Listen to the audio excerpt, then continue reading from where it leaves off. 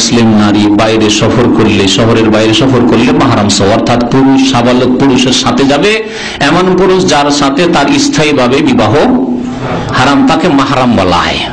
কারণ আল্লাহ পাক নারীদের সম্মান করতে চেয়েছেন আর হেফাজত সুরক্ষা করতে চেয়েছেন। যদি তার সাথে একজন সবল পুরুষ থাকে, ভাই সাবালক ভাই থাকে, আপন ভাই সাবালক, তারপর স্বামী থাকে, অথবা বাবা থাকে, নিজের চাচা থাকে, নিজের মামা থাকে, তাহলে কোনোদিন খারাপ নজরে দেখার চেষ্টা, চোখ মারার চেষ্টা করবে না।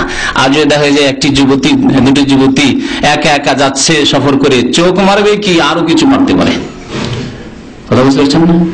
আর এইরকম লাঞ্ছিতা ধর্ষিতা হচ্ছে এই শ্রেণীর মহিলারা যারা একা একা ঢাকা থেকে চিটাগাং সফর, ঢাকা থেকে দিনাজপুর সফর, আর কলকাতা থেকে আপনার শিলিগুড়ি সফর, দিল্লি থেকে বোম্বাই সফর, ওই কলকাতা থেকে এক মহিলা সফর আজমির এসে বিরাতি শিরকি সফর করতে যাচ্ছিল, ধর্ষিতা হইল একা সফরের জন্য।